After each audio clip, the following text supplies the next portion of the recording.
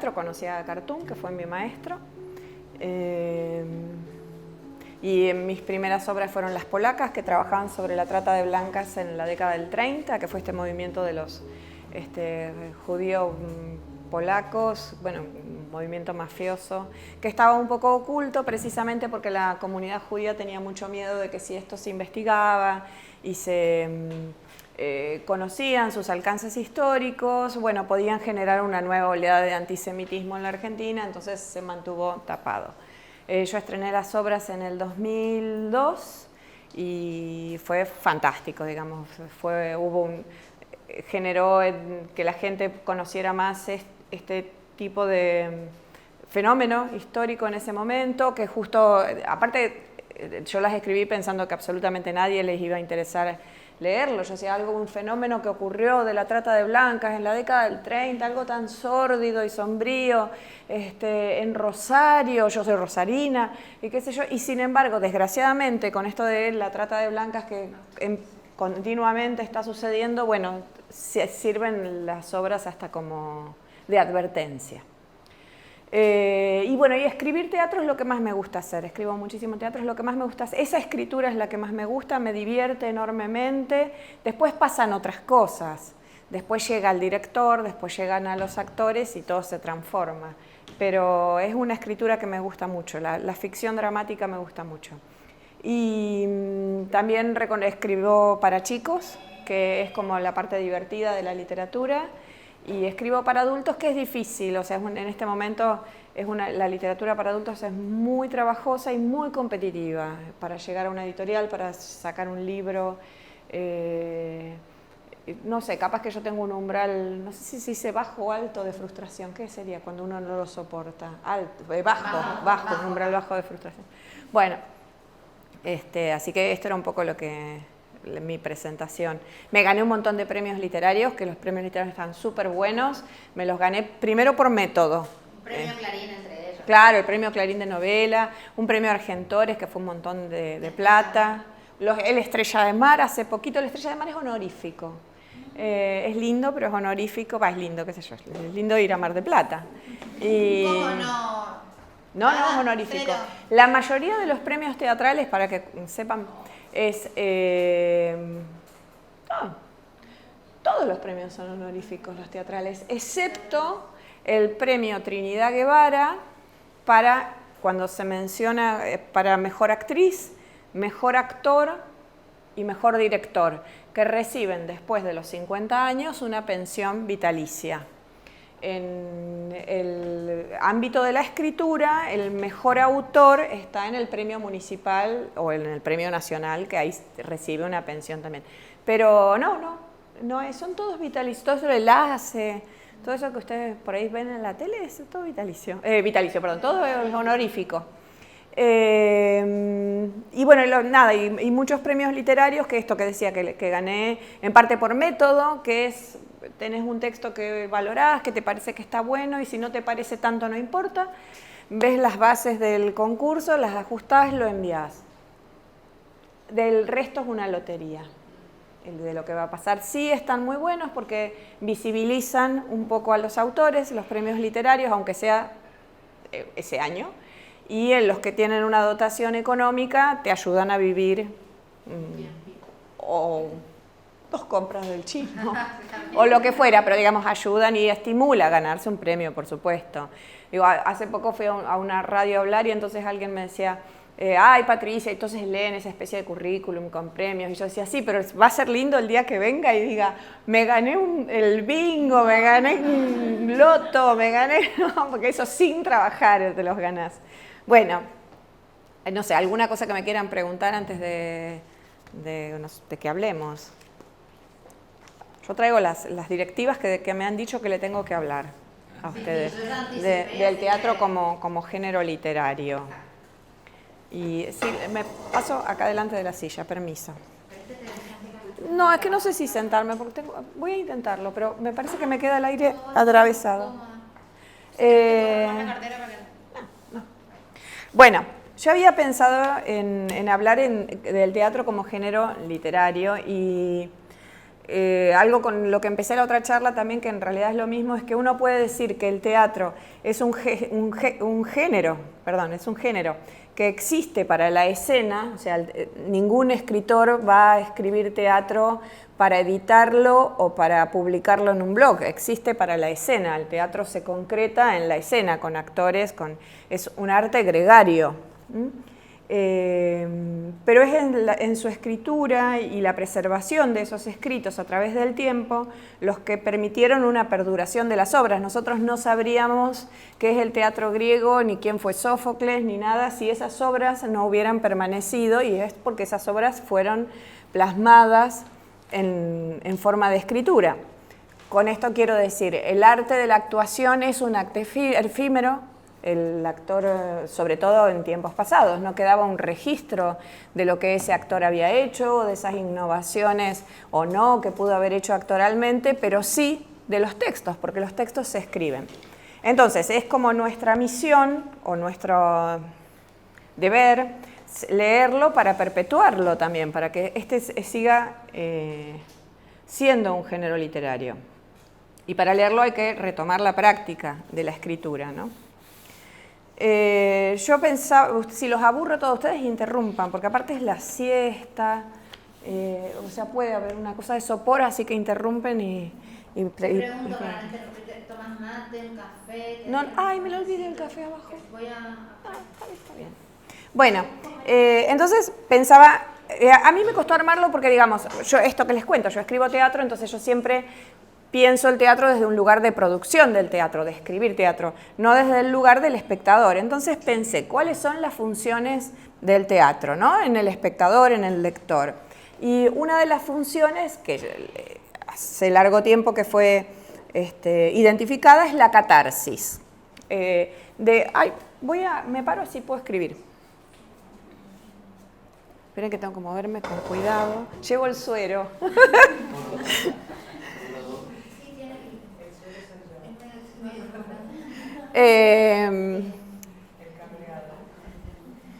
Habla de catarsis Aristóteles, que yo les iba a ir anotando, en su libro de la Poética. Él dice, ¿qué es la catarsis? ¿No? La catarsis, Poética de Aristóteles. Yo les anoto todo porque por ahí quieren repasar después leyendo algo. Una obra produce catarsis en el espectador. Esto es lo que el espectador va a buscar. Y la catarsis quiere decir que mueve, en el espectador produce una emoción que mueve a horror y a piedad. Nosotros vemos esas tragedias de las que habla Aristóteles y mueve a horror. Estas son las dos emociones, y piedad. No son específicamente emociones, pero no importa. ¿Por qué sería esto? ¿Qué quiere decir esto? Bueno, yo veo lo que le pasa a Edipo. Edipo es un muchacho que llega a un pueblo, se casa con una señora, tiene una serie de hijos.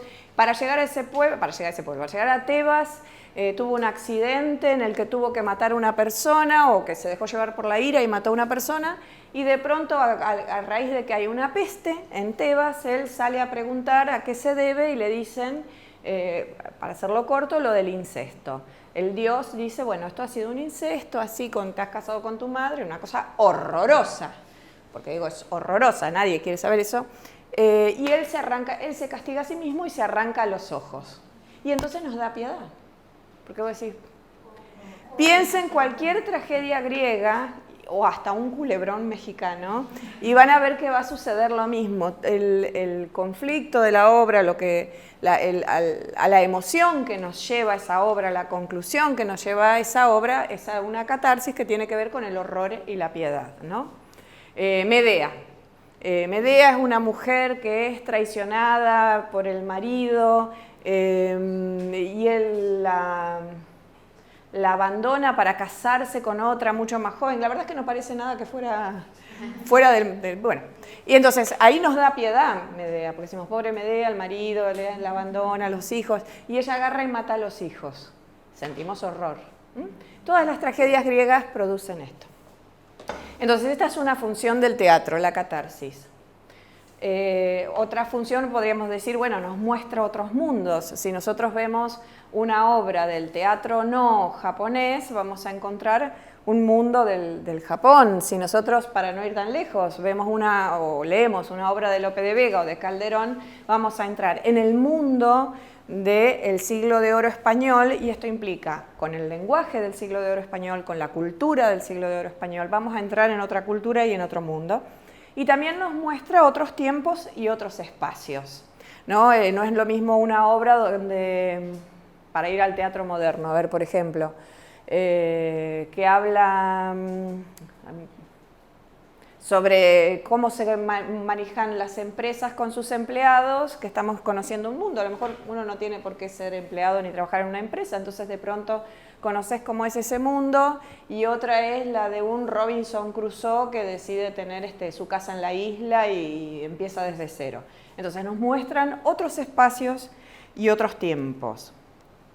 Y la tercera función, o por lo menos de las tres que yo encontré, es que el teatro abre un debate de ideas. El teatro se basa en el debate de ideas. Su propia estructura es la del debate. ¿Qué quiere decir esto? En Edipo y en Medea, a cierto punto, el que produce la tragedia es del dios, son los dioses marcan el destino de los personajes. Entonces el espectador se va a ir diciendo, el espectador moderno por lo menos, se va a ir diciendo, son los dioses, o no, es el hombre, es el libre albedrío, ¿cómo funciona? Bueno, ahí hay una idea. Para traer algo que ustedes tengan más en la mente, la película La Duda, ¿la vieron? La duda es la de la madre superiora y el sacerdote. Ella duda, ella supone que el sacerdote ha ha tenido unas situaciones inapropiadas, dicen todo el tiempo, pero que bueno, rozan el abuso, con el único chico negro de la escuela.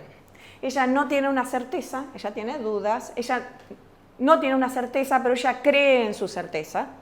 Y él, como personaje, no manifiesta nada claramente. No podés decir, sí, en tal momento, tal cosa, hay sospechas. Bueno,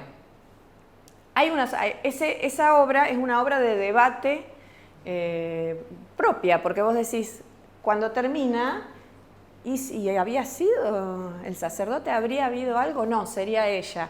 Pero, y si querés a un nivel superior, ¿me dejo llevar? Pienso que uno se tiene que dejar de llevar por una sospecha, aunque no esté del todo claro, y expulsar a alguien, o quizá habría que esperar. Uno te pone a pensar, ¿no? El teatro te pone a pensar. Cuando yo digo que se debe a su estructura, ¿no tenemos un borrador que sea como más eficiente? No, preguntar. Bueno, no importa. Cuando pensamos, es porque el teatro, digamos, todo el teatro funciona, la escritura de teatro funciona en torno al conflicto.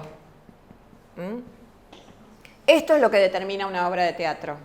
El conflicto, ¿cómo nace? ¿De dónde? ¿Qué es? ¿De dónde surge? El conflicto es el resultado de una acción dramática. ¿Qué es la acción dramática? Es muchísimo más sencillo. La acción dramática es el personaje A desea X cosa y el personaje B desea lo contrario. Entre este deseo, o desea otra cosa. Entre este deseo y este deseo se produce el conflicto, ¿no? Si yo tuviera que hablar de acción dramática, diría, pero es mejor, ¿sí? Es mejor. Bien. No es el borrador, pero... Ay, no, es excelente. Si yo tuviera que decir, ¿por qué si un personaje desea una cosa y el otro desea otra, hay un conflicto? Bueno, porque a lo mejor los deseos son opuestos, se contraponen o son imposibles, pero sobre todo por el lenguaje. Porque nosotros, como hablantes, como seres hablantes, nunca decimos lo que deseamos. Nosotros hablamos, y por ahí se dice algo de lo que uno desea. Digo, hice un ejercicio antes y se me asustó el chico, lo voy a hacer de nuevo, esta vez advierto. Si yo llego acá y yo digo, Yo hice toda esta clase en realidad porque estoy profundamente enamorado de él y quiero que cuando salgamos de acá vivamos juntos. Este es mi deseo, y lo digo como lo experimento. Él probablemente llame a la policía. Eso es teatro. Eso es teatro, digo, porque y él desea que sirvan ese café porque se lo quiere tomar él. Entonces, esto, yo trato de decir una cosa y él me trata de decir la otra, y este malentendido que se va generando entre la manera de decir, esto es el teatro. Ustedes van a ver, en la tele se nota más rápido porque es más burdo. Entonces van a ver que los personajes no se contestan lo que dicen, que en todo caso responde a la realidad. A mí me gusta escribir un teatro donde nadie se escucha, pero no donde habla solo, no donde monologan de manera moderna. Yo una vez fui, me recuerdo cuando mi madre, no esto, sino probablemente si tenemos una conversación y yo estoy atravesada, mi atención está atravesada por otra cosa, no presto atención y voy a seguir diciendo, si en este momento están castrando a mi perro y ese perro que tengo es el amor de mi vida y alguien me empieza a hablar de una clase, y sí, voy a hablar lo que pueda, pero el resto voy a estar pensando, pobrecito, estará bien, ¿no? Y entonces no te estoy escuchando, pero vos a lo mejor crees que sí. Y si vos crees que sí, vas a obrar en consecuencia. Y esa consecuencia es el teatro, ¿no? Esa consecuencia es, yo te estaba diciendo que íbamos a matar a papá. Y vos decís, ¿cómo? ¿Cuándo? Vieron que a veces, esto en la vida pasa todo el tiempo. Pasa que en la vida nos pasa todo el tiempo con todo. En el teatro elegís con qué. Pero nos pasa con todo. ¿Vieron cuando alguien dice, yo te dije la otra vez que vos... A mí, ¿no? O una que es tremenda, que te dicen, yo siempre pienso en ese consejo que vos me diste. Vos decís, ay, Cristo Santo. ¿En qué? ¿Estabas sobria? Nada. Bueno, entonces, y cada una de las funciones del teatro, que como decíamos antes, estas funciones que tienen que ver con debatir o con la catarsis, que están en torno de la emoción, del debatir, cualquiera de estas funciones, quieren decir que podemos abordar el teatro a través de ellas. Por ejemplo, yo puedo elegir para leer obras que emocionen, o para ver obras que emocionen. Esta sería, si la función del teatro es emocionar, yo puedo elegir una obra llevada por la emoción. Lo mismo pasa cuando elegimos series o películas, ¿no? Vos decís, bueno, a ver, lo puedo llevar, puedo ver algo, puedo elegir algo para conocer otra cultura, para decir, bueno, a ver cómo era esto, no sé, la situación de la mujer en la Alemania de Brecht. Entonces voy a leer a Brecht. Y puedo hacerlo para debatir. ¿Por qué el rey Lear no quiere a la tercera de sus hijas, a Cordelia, que es la que en realidad es como un cuento de hadas, el rey Lear, ¿no? Pero ¿por qué no quiere a la que menos le ofrece? Y podemos debatir, o por qué podemos debatir eligiendo casi esto que les decía, el debate rápido siempre es en las tragedias griegas, porque como son más primitivas, menos complejas en realidad psicológicamente, uno rápidamente dice, acá hay un debate. Bueno, no sé si, así voy más lento. No sé si ustedes quieren decir algo, piensan. ¿Suelen leer teatro? No. ¿Han leído teatro? Es que tengo que salir bien. En la escuela, sí. ¿En la escuela les hicieron leer teatro? ¿Tampoco? ¿Pero y qué leíste? Leímos clásicos, las tragedias, Shakespeare, Goldoni. Goldoni. ¿Y lo pudiste disfrutar? Sí, Pirandello. Sí, lo que más disfruté fue Una noche de verano. Lo leímos con los chicos tranquilos y lo disfrutamos. ¿Alguien que lea o que haya leído? No. Bueno, fuera del teatro moderno, del teatro contemporáneo, la verdad es que no se puede leer teatro así, porque quedás muy, muy perdido. necesitas como contextualizar. Entonces digo, por más que esto suena a lo mejor un poco berreta de decir, necesito ver la película, necesito saber quién era Shakespeare, necesito saber cómo se producía ese teatro. El teatro, por ejemplo, el teatro de Shakespeare era un teatro que se hacía a las 2 de la tarde, 3 de la tarde. La gente iba en caballo, iban todos. Los nobles se sentaban adelante en el teatro y los nobles podían intervenir. Se subían al... Sí. Solamente una interrupción. Sí. Patricia mencionó a una de las glorias de la dramaturgia argentina, extraordinario, no se lo pierdan, que es Mauricio Cartún. Es extraordinario. Sí. Una obra, una de las tantas, Terrenal, que es una maravilla. Yo le voy a acercar el texto. Ya está editada, sí. Sí, es divertido. Y él tiene un método de composición también muy minucioso, de loco, pero muy lindo, de loco. ¿Trabajaste con él? Yo estudié con él. Por eso te digo que... Es lindo, y era otro momento también, fue hace como 20 años. Él tiene una escuela de dramaturgia y...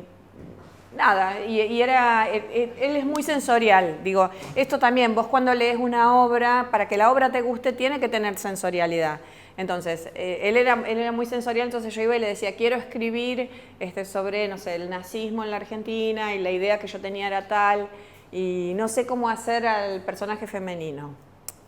Yo tenía una tía que el marido era camionero y ella, entonces todo así, bueno, lo que es el proceso de tener un maestro, ¿no? Duró 3 años y después ya al final se decía, basta Mauricio, no me interesa nada, ni tu tía, ni tu tío, ni dónde metiste, dónde recogiste esas basuras que tenés en tu casa, nada, no me interesa. Entonces, claro, un tipo que digo, por eso, hace 20 años, probablemente ahora sea distinto, que no sistematizaba el conocimiento, que no te decía, la estructura A, si le pones una extra escena en la estructura B va a surgir esto que muchos otros dramaturgos como Sanchís Sinisterra, que para que sepan quién es el de Ay Carmela, si vieron la película con Carmen, que es maravilloso, él trabaja todo así. La Guerra Civil Española, aparte de Carmela es la quinta de... Son como partituras, ¿no?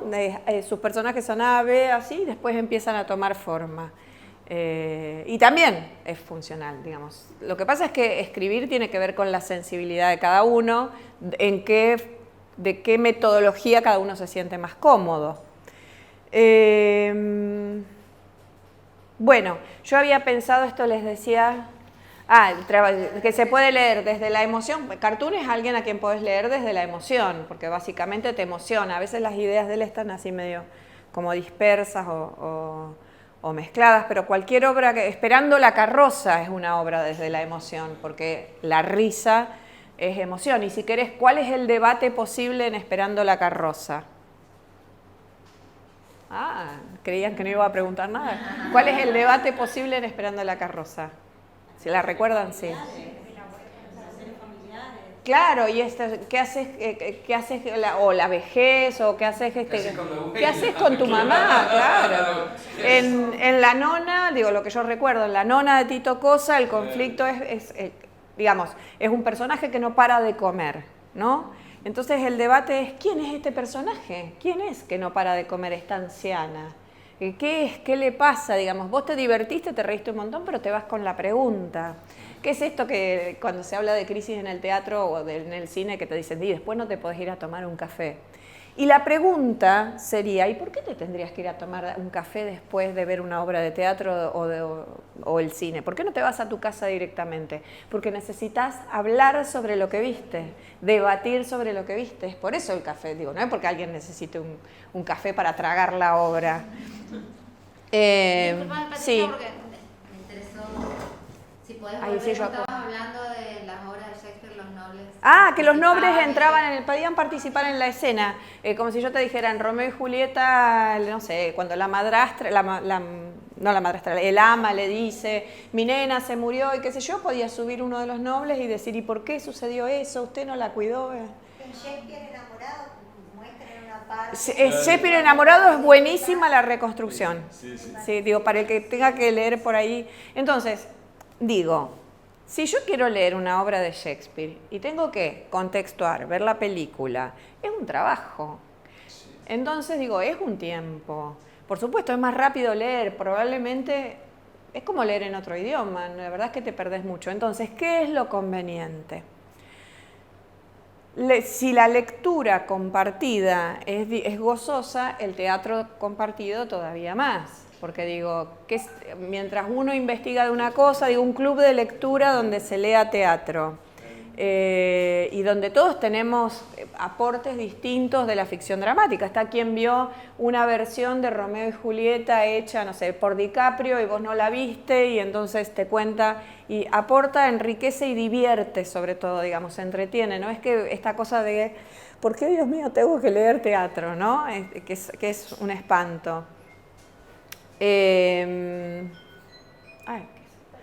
No, está bien. Y entonces, bueno, yo pensaba, ¿por qué leer teatro? Uno, porque es un género poco transitado por los lectores y es una gimnasia mental diferente. La gimnasia mental que vos hacés es, ¿qué quiere decir? Que hay un nombre en mayúscula de un personaje con 2 puntos, que viene una frase, después suele haber frases entre paréntesis, ¿cómo se dice? En cursiva, después hay 2 espacios. ¿Qué marca la escena? ¿Qué es una escena? ¿Qué es un acto? ¿Qué es un cuadro? Baja el telón. ¿Qué es baja el telón? Si no hay telón, claro, una de estas cosas. ¿Qué es un silencio? ¿Qué es un tiempo? ¿Qué es pausa? Entonces, el coro, el corifeo. ¿Por qué un autor tiene un coro y un corifeo y otro ya casi no lo tiene y tiene 3 personajes? Bueno, tienen muchísimas cosas. Esta es la gimnasia mental que hacen. Y que las tienen que investigar o preguntarse por lo menos, ¿no? Digo, por ahí el teatro se puede leer como la filosofía, con un cuadernito al lado y una virome y anotando todos este tipo de dudas, como para no estar deteniéndose. La otra es, nos reunimos en tal lado y leemos en voz alta, acomodé, ¿no? No te vas a divertir haciendo los personajes. La segunda razón es porque nos lleva a conocer el mundo de la escena, que es un poco lo que yo les decía.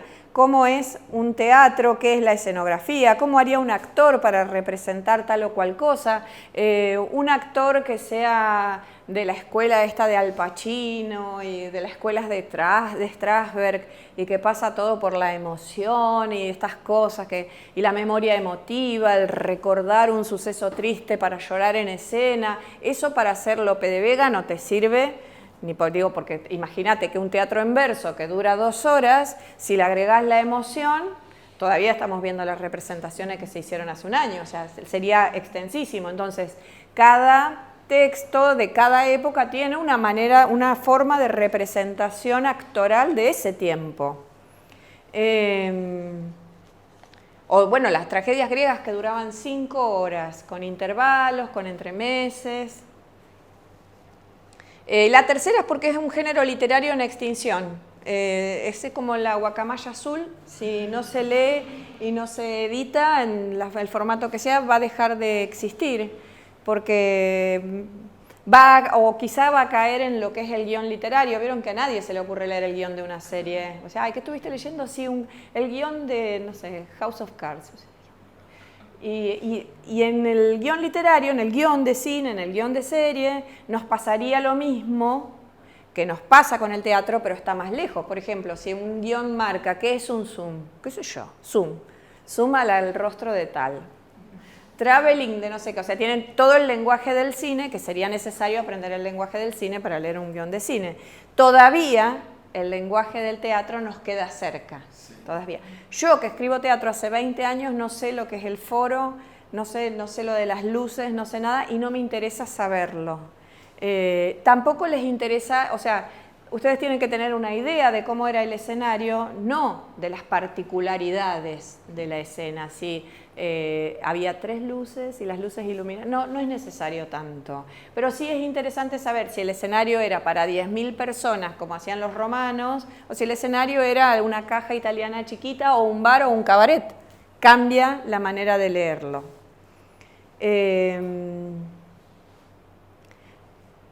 Y otra cosa es una razón por la que todos deberíamos leer, aunque sea una obra, es porque es el género literario más antiguo. El teatro precede en muchos siglos a la novela, y la novela tiene la forma teatral. Ustedes van a ver que pasa una cosa, después pasa la otra, y después pasa a la otra. Y todos los géneros literarios, todos no, nosotros tenemos el teatro y la poesía son los más antiguos. La novela viene mucho después y en el siglo XIX el cuento toma su formato actual, ¿no? Enlace, nudo, desenlace, eso que aprendíamos en la escuela, la cantidad de personajes, el conflicto, pero es recién en el siglo XIX. La literatura infantil es en el siglo XVII. Ustedes van a ver que de todos los géneros el más antiguo es el teatro y vale la pena, en ese sentido de conocer cómo es que empezamos a contar historias, ¿no?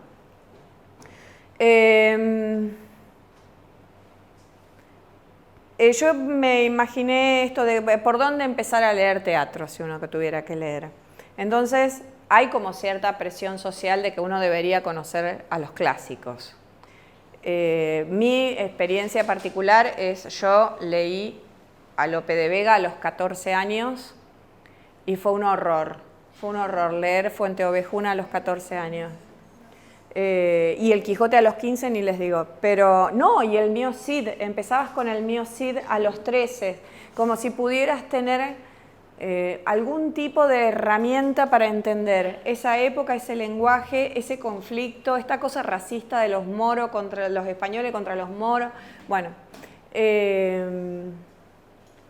Y volví a leer a Lope de Vega, yo les decía antes, tuve una especie de TOC, así, y hace como 2 o 3 años atrás empecé a leerlo y no podía parar, porque una vez que entras en el código del teatro en verso y de cierto vocabulario y lenguaje, es bellísimo, es increíble, es un momento de producción del teatro en habla española único.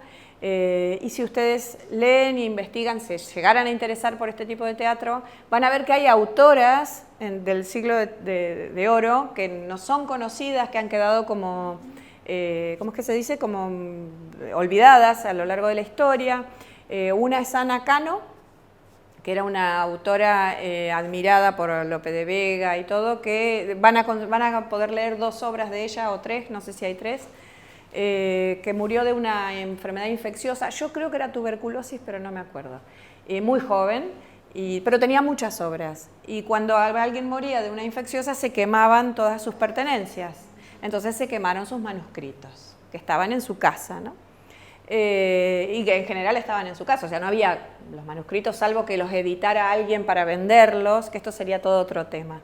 No existía el derecho de autor ni nada, entonces circulaban así.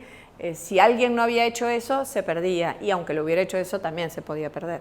Y la otra autora se llama María Zayas, con Z, y escribía, además de teatro, que también hay 2 o 3 obras de teatro, una serie de novelas galantes de la época, tipo las del Decamerón, pero por ahí menos picantes, y ella tuvo suerte, la siguieron editando 2 siglos más. Pero al llegar al siglo XVIII, la Iglesia decidió que, bueno, que esto era un poquito subido de tono. Y se terminó ahí. Y casi no es recordada entre nosotros, no hay libros que vos puedas encontrar. Sí, lo que tiene de bueno esta época de teatral es que van a encontrar todo en Internet. Todo está, porque, bueno, hay desde el Estado español un gran proteccionismo sobre sus textos, y tienen desde la página del Cervantes, hay páginas dedicadas a Lope de Vega con muchísimas obras suyas, cosa que nosotros no hacemos con nuestro teatro, ellos lo han hecho, por lo menos con esa época. Bueno, entonces yo decía, empezar con los clásicos suele ser difícil, entonces por ahí es mejor hacer el movimiento contrario, empezar por lo más cercano, empezar por lo que pasaría si ustedes miran, no sé, qué obras de teatro hay en escena en Broadway o en, no sé, Suecia o donde fuera, y vos decís, esta obra me interesa, o que en la que actúa Glenn Close, ¿cuál es esta obra? Y pasan a la obra estimulados por otro producto, que puede ser una película. Vieron que las películas y los libros nunca son iguales, algunos están basados en obras de teatro. Entonces, bueno, a ver cómo es esta obra de teatro. Peter Pan es una novela que escribió James Barrie y basada en su propia obra de teatro. La obra de teatro antecede al libro, por ejemplo. Yo llegué a seguir a un tranvía llamado Deseo y a la muerte de un viajante. Claro, es que él... Obras de teatro superiores a las películas. Sí, por supuesto. Mucho. Sí. Bueno, Arthur Miller, que es el de La muerte de un viajante, uno puede decir, era el marido de Marilyn Monroe, escribió esta obra, es un autor muy interesante porque escribió una obra que se llama Después de la caída, que cuenta de su romance con Marilyn Monroe, que fue sumamente conflictivo, para tener un momento Jorge Real en la literatura, sumamente conflictivo, y es interesante porque el escenario de las obras de Arthur Miller, excepto en La muerte de un viajante, son su cabeza. Sí. Son escenarios abiertos. En general, un dramaturgo va a buscar un escenario cerrado y lo más realista posible. Y en el de él es su cabeza, ¿no? Y entonces está esta Marilyn, que es una, no voy a decir perra, pero es una cretina, así totalmente celosa y egoísta y ególatra, y tal vez lo haya sido. Pero es interesante ahí que quizá la obra no sea muy buena, pero como uno sabe que hay una historia real, uno dice, ¿habrá sido así Marilyn Monroe? ¿Es probable que una diva sea así? ¿O él realmente era un tipo que se aprovechó de la fama de ella? Al fin y al cabo estuvieron casados, no sé si 1 año o 2 años. Bueno. ¿Sabes qué? Quería decir sí. una de las obras que mejor funcionó durante un tiempo en la secundaria, Papá Querido. Ay, no sé. ¿Qué? Papá Querido es una obra de teatro abierto que, bueno, muere un padre que le escribía cartas a determinados hijos, los hijos no se llevan y se reúnen los hijos de distintas madres. Es una de las obras que mejor funcionó. Mirá. La voy a buscar, ¿no? En los encuentros nacionales de teatro de escuelas secundarias. Y está es maravilloso. El libro que viene con otras obras, que algunas son de Tito Sí, Coca, que digo porque las de teatro, son sí. las bibliotecas. Sí. Bueno, nada, yo decía un truco, si ustedes, para poder empezar a leer teatro y que no sea una jaqueca, es empezar por la comedia. La comedia te va a hacer reír, o sea, es esta, la emoción que provoca es la risa. Es increíble, pero si ustedes prueban a leer Aristófanes, que está, no sé a cuántos, 2500 años atrás, o a Plauto, que está 2000 años atrás, se van a seguir riendo. Aristófanes yo les súper recomiendo, si no lo han leído, aparte en el momento histórico que estamos, que es Lisístrata, para leer con adultos en general o con adolescentes con la mente más abierta. Es una obra que trata de la guerra de las mujeres, de la guerra en realidad. Es interesante, si van a leer Aristófanes, leer un poquitito sobre las guerras en Atenas, que cómo había sido la guerra en Grecia. Ustedes imaginen que la guerra era algo que pasaba acá en el pueblo de al lado, no era en otro continente al que se envía un misil, era acá, ¿no? Y entonces van los hombres a pelear, por supuesto, y las mujeres deciden que tienen que terminar la guerra, entonces no van a acceder sexualmente más a los hombres. Una huelga de sexo hacen, ¿no?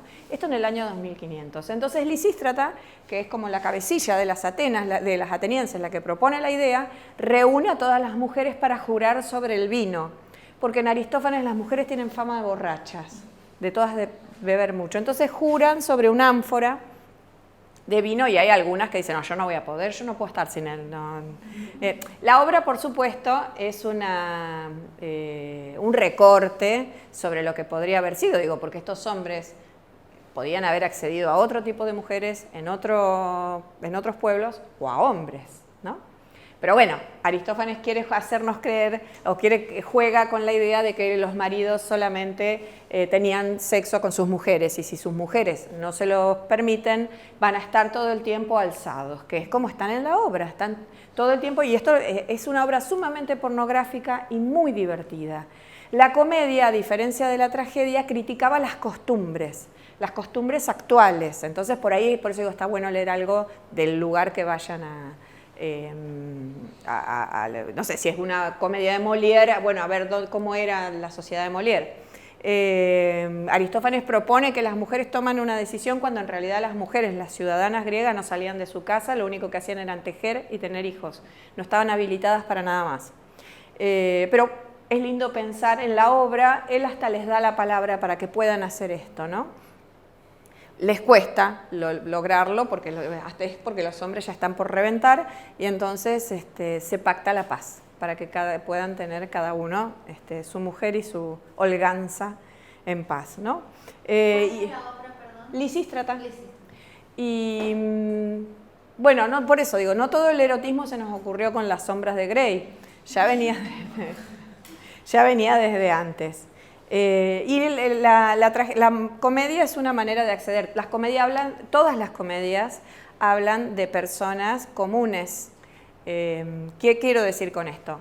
Para Aristóteles, que es como el gran así cerebro de esto, la tragedia se trabajaba sobre personajes de alta alcurnia, los reyes, los nobles y los dioses.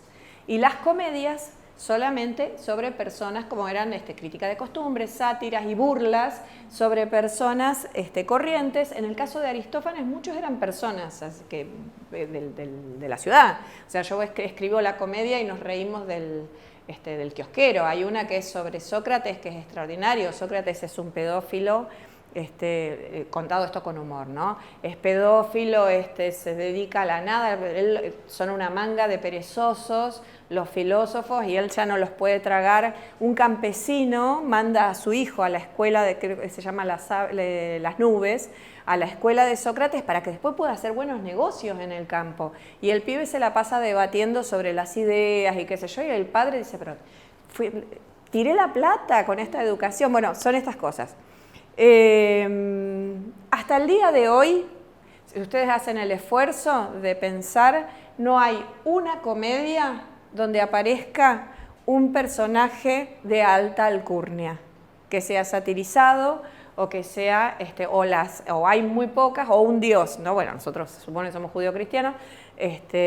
La vida de Brian, que es sobre Jesús, es la única película que hay, pero ni siquiera es Jesús sobre el que se burlan, es alguien que es tomado por un dios y lleva una vida parecida a la de Jesús. No lo hacemos, piensen, no hay una comedia sobre un presidente donde se burle del presidente, no hay una comedia sobre una reina,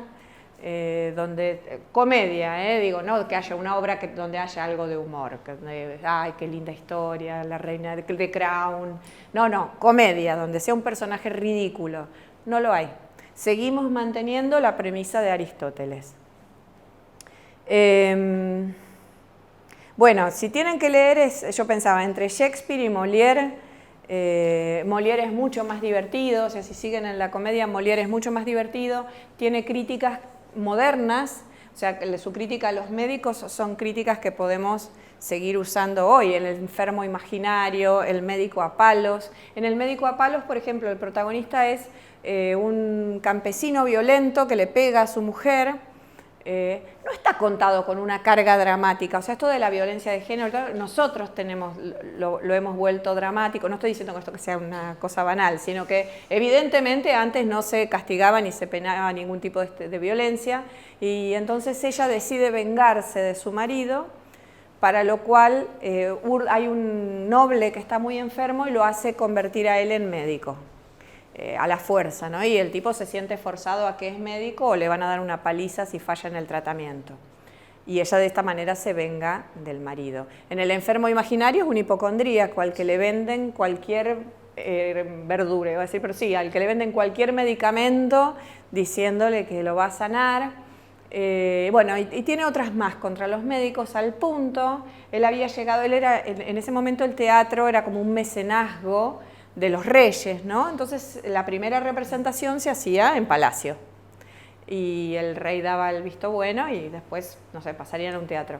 Y entonces era muy popular Molière en esa Francia, por un lado, y en la tragedia Racine, que cuenta historias nobles, de Fedra, de Andrómaca, bueno. Y tal había sido la crítica de Molière sobre los médicos, que cuando está en su lecho de muerte pide un médico, bueno, está en su lecho de muerte y no va ninguno a atenderlo. Lo odiaban, ¿no? Y se muere, ¿no? Bueno, igual no va a vivir 400 años. Y entonces, entre Shakespeare y Molière está más cerca, y Shakespeare era muy culto y hacía gala de su cultura, por eso van a encontrar estos versos, bueno, cuando se lo traduce en verso, estos versos, esos alejandrinos largos y complicados. Sí, y es una comedia. El Mercader de Venecia lo consideran una comedia. Quizá nosotros no lo veríamos una comedia hoy día, pero quizá lo llamaban comedia porque termina bien, porque los personajes terminan juntos, porque no hay una muerte y menos una muerte en escena. No obstante, nosotros siempre vamos a elegir entre Calderón, Tirso de Molina o Lope de Vega a Shakespeare, sobre todo los actores, ¿no?, a la hora de montar la obra, pero es porque Shakespeare está traducido en prosa. Al español que hablamos nosotros hoy, o el traductor de hace 30, 40 años, no es el inglés que escribía Shakespeare en 1600. El Lope de Vega, el Tirso de Molina y todo esto es tal cual lo escribieron en su momento. Alguien me dijo, no, este rechazo de los clásicos españoles viene de principios del siglo XX, cuando Argentina quiere tener su propio teatro, que es el momento en que Argentina empieza a crear un teatro propio, bueno, con el circo criollo, el sainete y el grotesco, ¿no? Estos primeros 30 años son estas las corrientes. La verdad es que no lo sé, si a alguien le interesa el debate y lo averigua, me escribe. Pero la verdad yo no podría decir si fue eso, fue por una necesidad de separarse, porque por otro lado se hacía Ibsen, Chekhov y Strindberg, son las tres figuras que abren el teatro moderno de del siglo pasado. Y lo hacían todo el tiempo, así que tampoco puedo decir de que era una cuestión nacional. Por otro lado, en los comienzos de la Argentina, todo ese sainete que se producía, que era muchísimo, había funciones a las 6 de la tarde, a las 9, a las 10 y a las 11. Una obra de 1 hora, eso se llama género chico. Nosotros escribimos una obra de 1 hora de duración y decimos, escribí una obra, y en realidad las obras son de 2 horas, ¿no? Esto es como la medida internacional convencional de lo que dura el teatro. Pero bueno, en la época del sainete, género chico, 1 hora, y en esa hora había cantantes y bailables, se decía, cantables y bailables, que eran, se estrenaban tangos, sucedía en el patio de un conventillo, tiene como unas reglas sobre su historia. Se hablaba mucho de huelgas obreras y de cuestiones políticas, porque era un teatro dedicado a las clases obreras, las clases media y obrera de la Argentina, la clase inmigrante, y tenían un lenguaje propio que era el cocoliche. Anda a leerlo bien hoy al cocoliche. ¿Estamos hablando de los años 30? Los 25, 26, hasta el 30 que empieza el grotesco. 30 creo que más o menos como con la muerte de Gardel empieza el grotesco, aunque no tiene nada que ver, pero... bueno, el cocoliche. El cocoliche era la mezcla que se hacía en las ciudades, en general el sainete es urbano, de inmigraciones, ¿no? de lenguas inmigrantes y la necesidad de hablar español. Una cosa que había en aquel momento y que me imagino que hay en toda ciudad un poco xenófoba, un país, una nación xenófoba, es el rechazo al que habla diferente, ¿no? Y creo que hasta nosotros lo tenemos, viste que si viene un chico que habla de tú a la escuela y conjuga de tú los verbos, enseguida se le enseña que los conjugue como lo hablamos nosotros en la Argentina, con el voceo, cuando en realidad nosotros lo hablamos mal. Si hubiera una norma, ¿no? Que uno dice la RAE es así, nosotros el voceo está mal, digo, si está mal lo nuestro, está mal lo otro, o sea, no tenés por qué corregirlo, pero bueno, de alguna manera se ve que necesitan homogeneizar. Y entonces se juzgaba a estas personas, se despreciaba a estas personas por hablar mal, y el sainete lo que hace es contar ese hablar mal, cómo era.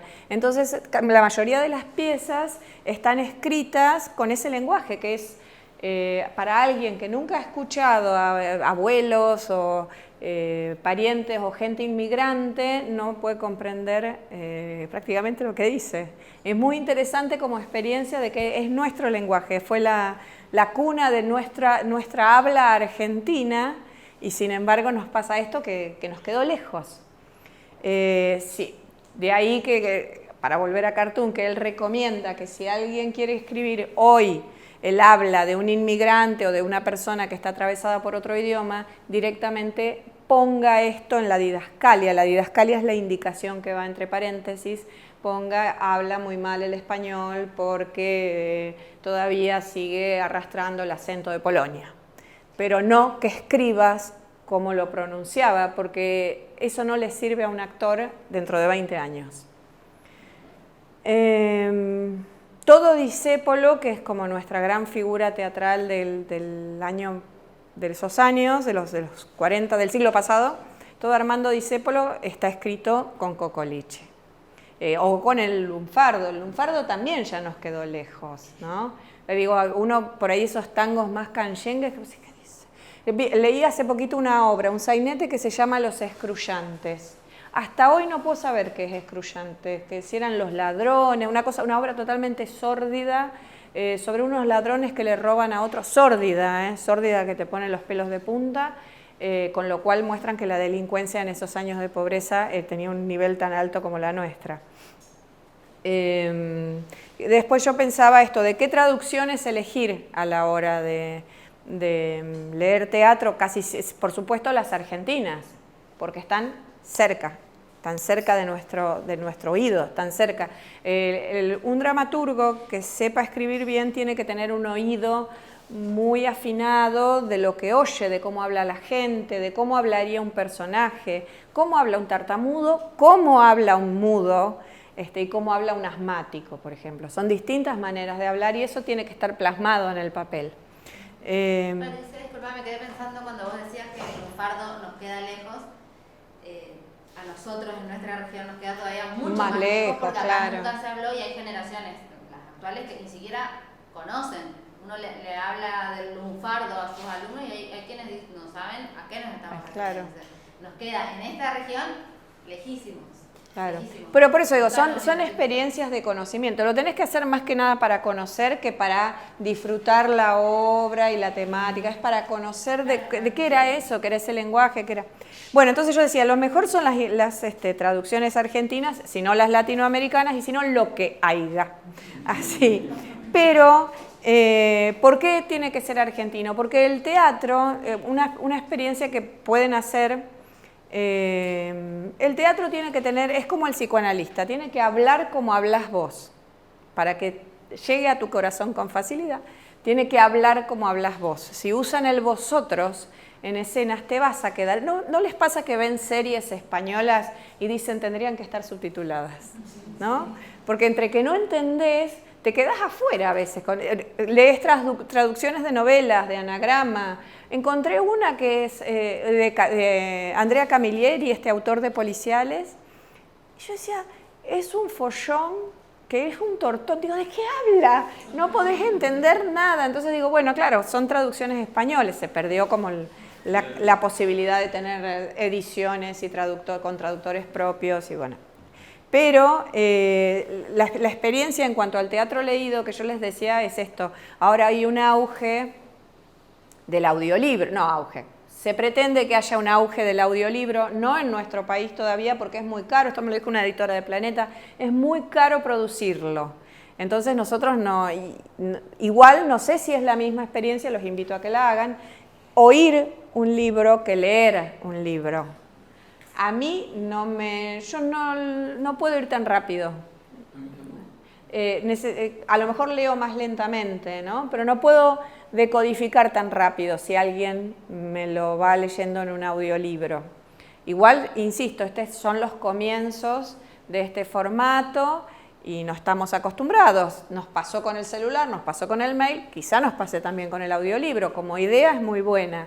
En Estados Unidos hace unos meses, un año, salió un libro de Tom Hanks, por ejemplo, y él lee sus propios cuentos. Claro, es maravilloso, ¿no? Escuchás la voz de Tom Hanks, qué sé yo, es como lindo.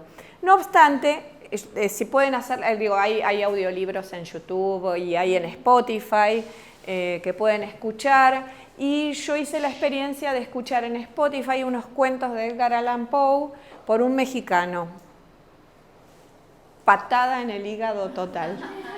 ¿Por qué es esto? Cuando nosotros leemos con nuestra voz, resuena nuestra voz, o las voces que nos imaginamos.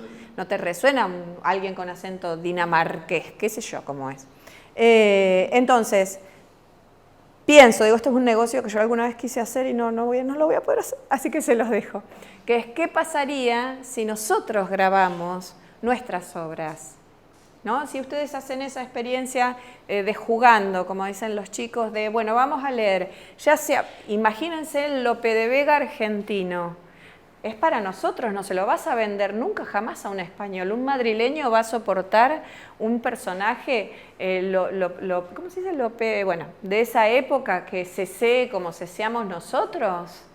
Que tenga, no, entonces ese teatro que podríamos grabar, que podríamos leer, que podríamos tener compilado, que podríamos hacer, va a ser útil para nosotros, que tampoco somos pocos, somos 44 millones de argentinos. Entonces esto también está bueno. Nada, es algo que a mí me parece que podríamos hacer y que puede servir como entrenamiento y como divertimento para para leer teatro. Bueno, a ver, ¿qué grabaríamos? Doña Rosita la soltera, imagínense cómo lo podría escuchar un español. Doña Rosita, claro, o grabaríamos, ¿qué grabaríamos? Leer para elegir qué hacer, ¿no?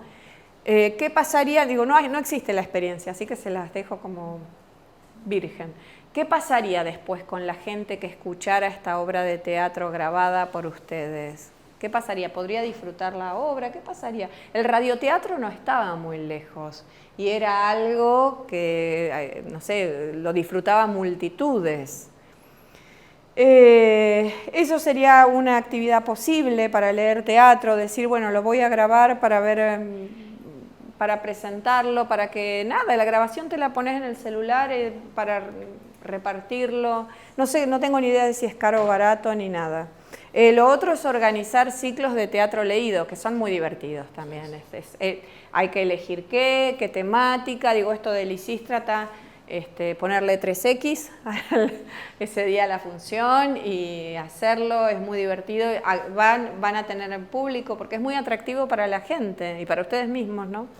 Y el teatro leído tiene la gracia, tiene la sencillez de que no necesitan tener una formación actoral con las vacas sagradas de la actuación argentina, sino que basta con esto, saber leer bien y entender más o menos de qué va cada personaje. ¿Hiciste, Patricia, alguna vez? No, muchísimos. Y la razón por la que los hice es totalmente cotidiana y es a ver, yo me había divorciado, me había separado recién y mi nena tenía 2 años y la verdad no tenía plata para niñeras para ir al teatro y dejarla. Entonces se me ocurrió organizar en los altos de una pequeña librería de San Telmo un ciclo de teatro leído.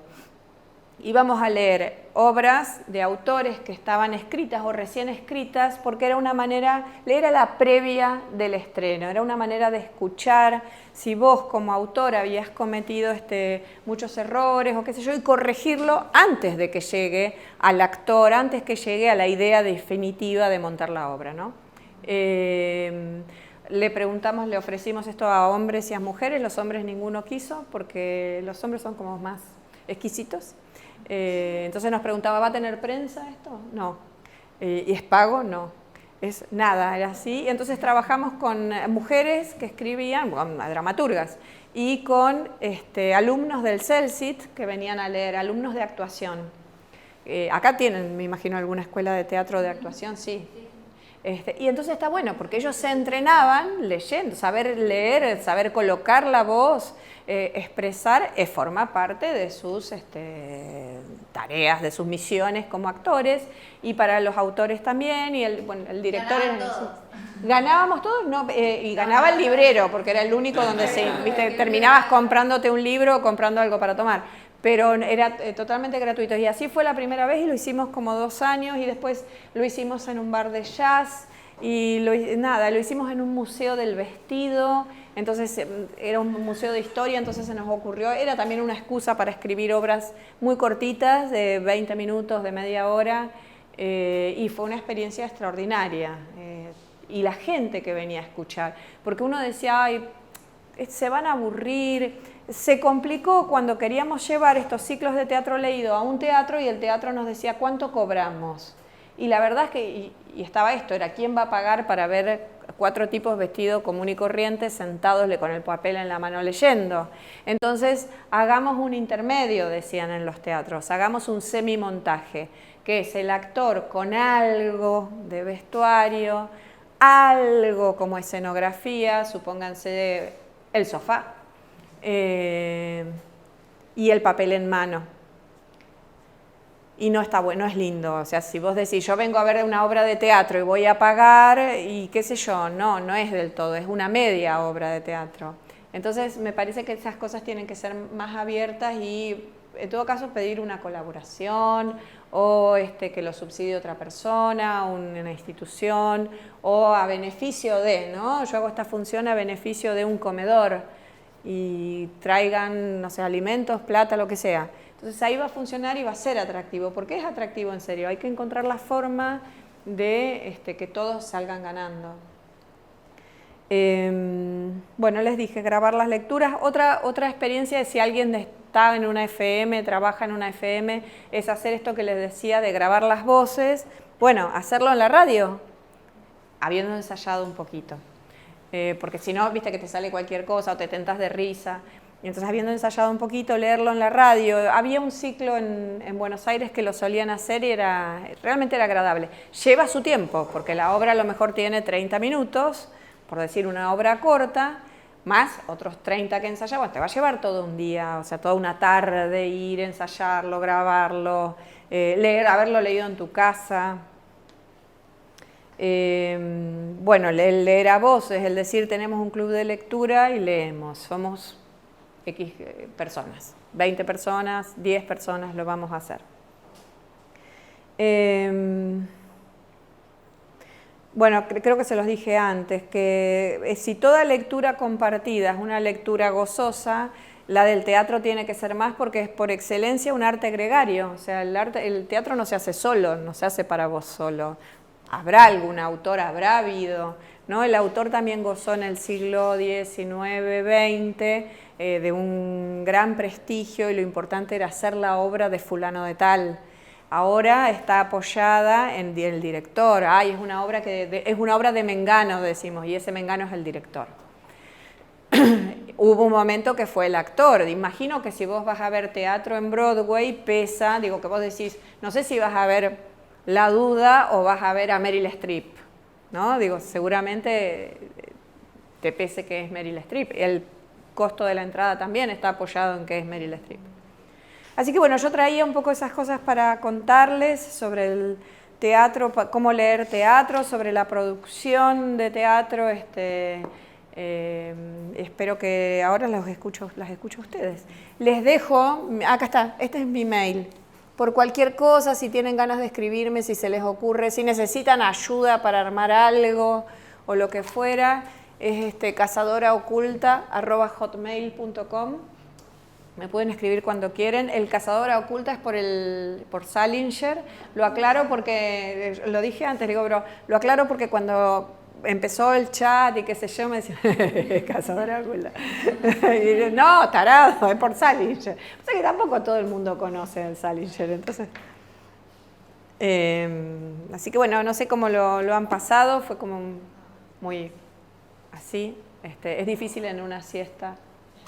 No, pero aparte también tiene que ver con que hay cierta lejanía, no solemos hacer teatro leído en la escuela, entonces era algo que a todos nos interesa mucho, pero la práctica no. Lo que pasa es que el teatro por ahí lo podés vender, entre comillas, a los chicos como la probeta, no sé cómo decir, como el tubo de ensayo de la serie, ¿no? Si miran series. Mira, las series se escriben de la misma manera que se escribe el teatro. Y el teatro es la escritura más antigua de todas. Entonces creo que hay algo de esto desde ese lugar. Pero sí, para trabajar con chicos, imagínense que si para uno es una gimnasia mental, para ellos es el desconocimiento absoluto de cómo leer eso. ¿Qué quiere de esto que yo decía? ¿Qué quiere decir eso que indica el escenario? ¿Es el escenario o es el espacio? ¿Por qué hay un nombre con 2 puntos y que dice? Es muy difícil. Entonces, obviamente, las primeras lecturas de teatro lo tenés que guiar, lo tenés que enseñar. Como nos han enseñado a nosotros también, pasa que capaz que no lo recordamos. De todas formas, yo creo que por ahí el miedo es más nuestro de adultos que porque los chicos se entusiasman cuando la propuesta es leer entre varias voces, repartirse los personajes y sentarse no, a leer. Sí, se redivierten. O la primera reacción es o de pudor y no quieren, entonces se ríen y hacen chistes y digamos lo boicotean, pero es por eso, es por pudor, o no ponen onda, pero es imposible que lo puedan sostener todo, la mala onda la puedan sostener toda una obra, es un rato y después aflojan.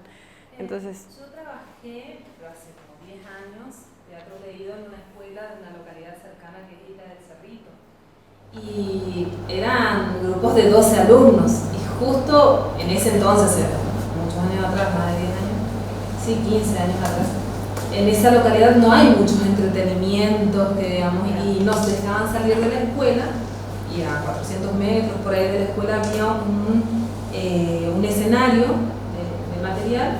Entonces íbamos y leíamos ahí una obra, Hamlet, adaptado por un compañero, Elisel, y trabajamos y los entusiasmamos, porque además, si bien es una localidad que está a 60 kilómetros de acá, es un mundo muy diferente. Hace 15 años atrás no se tenía el acceso a la tecnología que se tiene hoy y no había tampoco tanta burocracia para sacarlos de la escuela.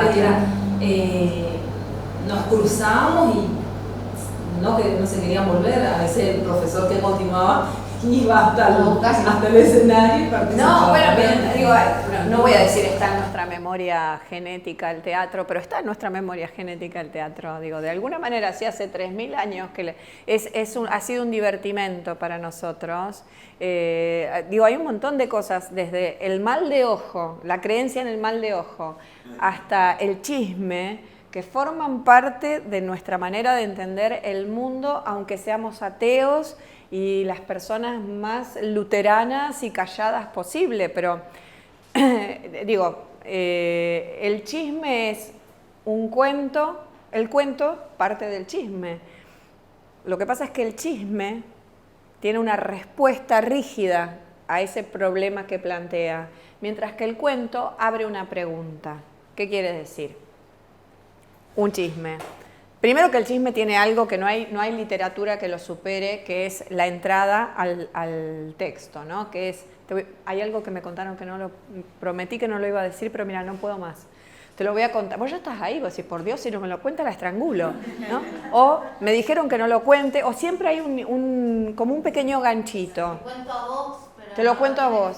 Sí, y entonces esto, ¿por qué quedó embarazada la hija del verdulero? ¿Vos sabés que la hija del verdulero está embarazada? ¿Quedó embarazada la hija del verdulero? ¿Cómo quedó embarazada la hija del verdulero? ¿No? Entonces, en el chisme yo la vi que andaba mucho por la avenida. Yo la vi que andaba mucho por la avenida y se le acercaba un muchacho. Y evidentemente él es el padre, la ha llevado a un rincón, listo, y quedó ahí. ¿Sabes qué? El padre no la controló nunca, el padre no la vigiló. Listo, cerré. El padre no la vigiló nunca. Está.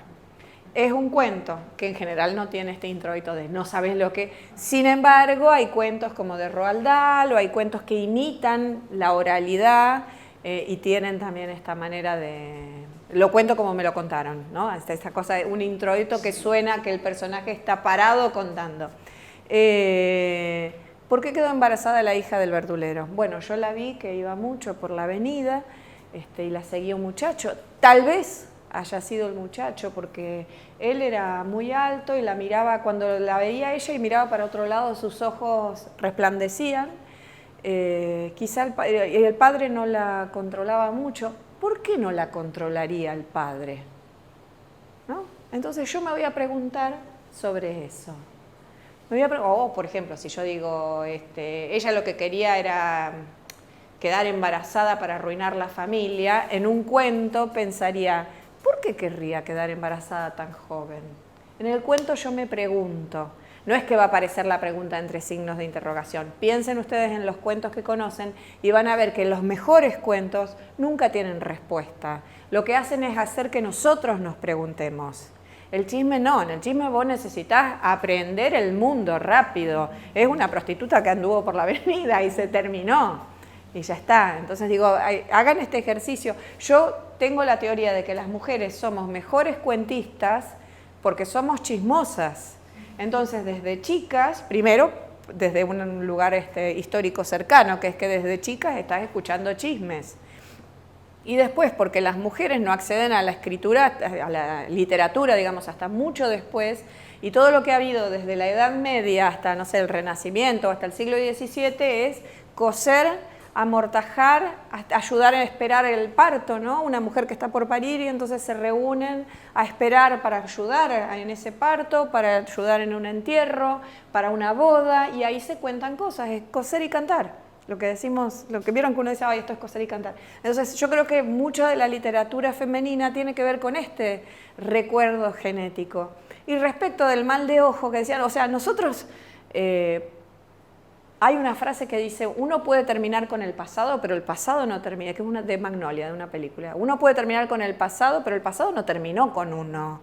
O sea, uno lo sigue llevando. A mí me pasa que yo le digo a mis alumnos, bueno, esto es del mal de ojo, qué sé yo, y te dicen, ay, yo no creo en eso. Ah, ¿no crees? Vos no crees. ¿Tu mamá creía? Sí, no. ¿Tu abuela creía? Sí. ¿Tu bisabuela, tu tatarabuela? Generaciones y generaciones y generaciones. El temor al mal de ojo es ancestral, no sé, hay ojos pintados que tienen miles de años para protegerse del mal de ojo. Entonces, ¿cómo lo vamos a perder en una generación porque somos ateos progresistas? Es un poco raro, ¿no? Entonces, digo, tenemos que ser más modestos al pensar, saber que somos chiquitos, que somos bastante insignificantes al pensar nuestro mundo, porque esto va a evitar que juzguemos a los demás. Juzgar no nos hace ni buenos lectores ni buenos escritores. O sea, no hay derecho para juzgar a nadie. Trata de comprender y no reconocemos las contradicciones propias. Cuando uno se para y dice, hace un manifiesto, estoy en contra de esto porque atenta contra qué sé yo qué cosa, en realidad no estás viendo las contradicciones que vos tenés vos mismo, ¿no? Digo, a ver, yo puedo decir, sí, soy antiamericana, porque los norteamericanos, porque sé yo, pero me muero por tener el celular cargado con un iPod, con lo más tecnológico que sea posible, porque me encanta estar en el mundo y me miro todo Netflix. Entonces es una contradicción. ¿Está mal tener una contradicción? No, no está mal. Lo malo es juzgar al otro como si vos no la tuvieras. Esto, digo, creo. Y puse lo de los norteamericanos porque es algo que no nos va a hacer pelear, pero digo, es lo mismo el aborto, la política, todo. Los lugares donde creemos que nos podemos embanderar, con tanta soltura, ¿no? Y eso fue como una parte moral que me salió. La parte cínica que tengo. No, pero es que está bueno, porque si no vivimos peleando con la gente, vivimos en guerra con todo, sin ver que en realidad estas contradicciones están en nosotros mismos, sin ver que cuando uno escucha, cuando realmente escuchas activamente, que es el acto más amoroso que hay, cuando escuchas activamente qué le pasa al otro y quizás también entendés que tenga la postura opuesta a la tuya, ¿no? Me parece que es eso. Sí, faltas un poco a veces también de esa escucha. Sí. No, a ver, digo, voy a una marcha, digo, yo estoy a favor del aborto porque me parece que es una cosa loca que no haya una ley que permita a una mujer que entra en una situación, por lo que sea, que se está desangrando en un hospital, que no la puedan atender. O sea, esto me parece loco, nada más, que no sea punible como mínimo. Sin embargo, voy a una marcha y al lado tengo una chica de unos 40 años que marcha al lado mío y me dice, no, pero yo no estoy a favor porque yo tengo muchos problemas de fertilidad y no puedo quedar embarazada. ¿Y es lógico o no es lógico? No sé si es lógico o no es lógico, pero lo entiendo. Uno dice, claro, es lógico, esta mujer desea sobre todo quedar embarazada y tener un hijo. ¿Cómo va a estar a favor del aborto? También hay una contradicción en eso, ¿no? O una mujer que sufrió un aborto espontáneo y perdió a su hijo. ¿Cómo va a estar a favor? Es lógico, si uno escucha a las mujeres que cuentan esto, también se entiende. Si alguien es muy cristiano y realmente cree en eso, o muy religioso, ¿no? Una persona judía muy religiosa, ¿por qué tendría que pensar como yo que por la salud pública? No sé, digo, lo traigo como cuestión, como debate, ¿no? Porque ya les digo, mi posición es otra, pero yo no me atrevería a insultar ni a juzgar a alguien que piensa distinto, como no permitiría que lo hagan conmigo.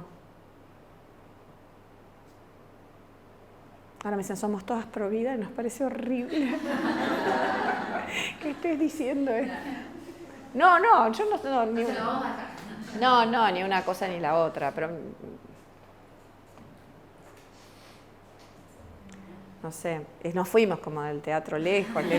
Igual hay obras, hay pocas obras sobre el aborto.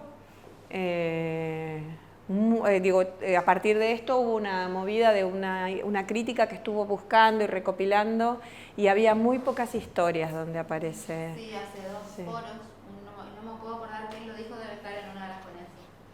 Decía que es muy notable esto, que en la literatura no aparece, ni siquiera en la escrita por mujeres, mujeres que estén atravesando una situación de aborto, que hayan decidido tener un aborto así como poniéndose en la voz de la narradora desde claro. esa. Hay un cuento, Basura para las gallinas, de Claudia Piñeiro. Pero es nuevo. Hay una autora también que creo que es de acá, que se llama Acheli Panza, es chaqueña, misionera. Una autora que se llama Acheli Panza, que tiene un cuento muy bueno también sobre...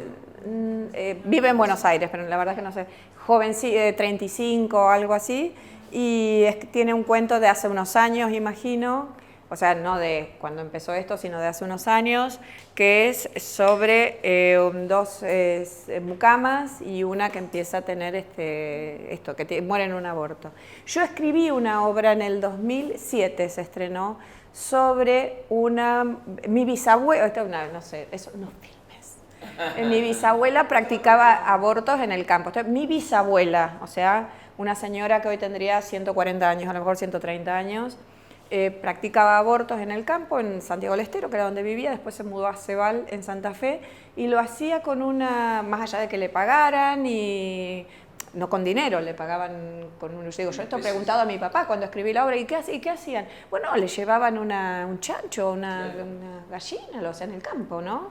O el que tenía plata le llevaba plata, y lo hacían por una cuestión de salvar a esa persona, de esa mujer que después iba a ser señalada, o alguna que tenía muchos hijos, o te contaban, mi abuela contaba esto, una mujer que había quedado embarazada, una chica embarazada de su padre, también pasaba. Y entonces, ella, su hijo, o sea, mi abuelo, la detestaba, su madre le parecía que era una delincuente, una pecadora, o sea, esta sanción moral la tenían sobre ella también. Yo la llegué a conocer, por supuesto se le había muerto una chica también pasaba. Y el policía, si se enteraba de una muerte, porque no es que la policía estaba en connivencia con ella, porque ¿qué le iba a dar? ¿Una bolsa de choclo? Nada, pero si se enteraba de una muerte sí era muy peligroso. Y entonces yo escribí una obra sobre esta historia, la estrenó Corina Fiorillo, que es una directora, que es una superdirectora y es muy buena y qué sé yo, y de pura casualidad tuvimos no es una obra tétrica, está basada en otra cosa, está basada en una chica que se enamora de la persona equivocada y su mamá es la que practica abortos, ella no queda embarazada, nada, o sea, se basa en la milonga, en las milongas que se estrenaban en los músicos de pueblo. De pura casualidad tuvimos una crítica en La Nación porque la obra a los periodistas y a los críticos les producía rechazo, son cosas de mujeres, ¿no? Y entonces, claro, es raro que uno dice 12 años después, este es un tema en el que todos se embanderan y la verdad es que la repulsión y el rechazo está en la sociedad, ¿no? Es por eso que es una batalla campal genera un debate.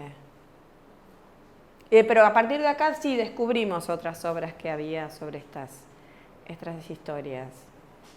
Hay una película muy buena que es inglesa, que se llama Mary, bueno, la van a encontrar, que es sobre un caso real de una mujer que termina presa y que también lo hacía por solidaridad en la década del 40, del 50.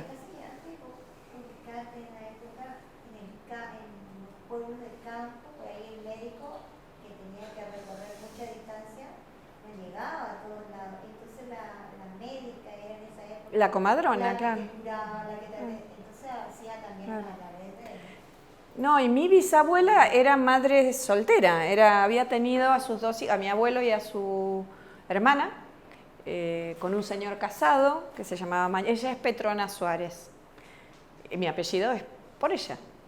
Y había tenido con este señor casado, y el señor casado le quiere, que esto era muy común en el interior, en el campo, le ofrece darle su apellido a los hijos ilegítimos, y ella se niega por miedo a que se los quiten. Antes no podía quedárselos fácilmente. Digamos. Por miedo a que se los quiten. Entonces son Suárez. Y yo pienso, ahora digo, lo traigo a la mesa, es que esto ha sido como una sesión de terapia para mí. No, y ahora que lo traigo acá, digo, ahora pienso, a lo mejor esta mujer hacía estos abortos porque ella no había podido. Y quizá por eso mi abuelo la odiaba, porque él se daba cuenta que si ella hubiera podido, él no nacía.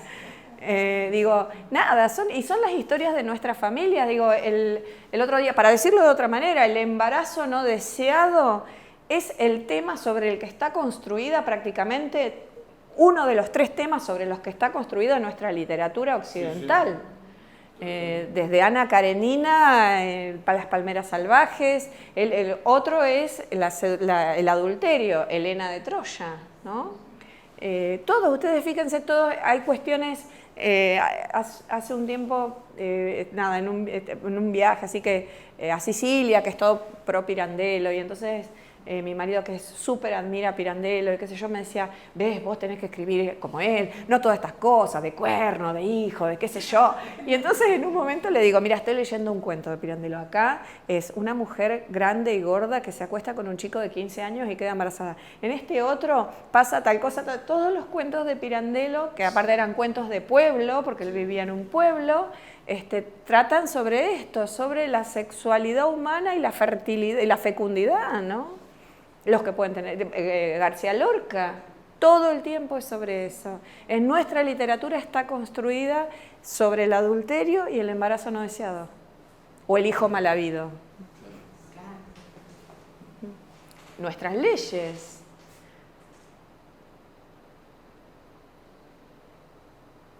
No sé. No sé, digo, habría que preguntarse. Ahora, si cada uno hace lo que quiere, ¿iremos a tener literatura? ¿De qué hablaremos? No tiene nada que ver. Bueno, hacemos un corte. No sé si ya estará disponible, pero bueno, si quieren pasar un ratito. Un corte de 15 minutos. Sí. Muchísimas gracias. No, por favor. Ay, eso es para las cámaras.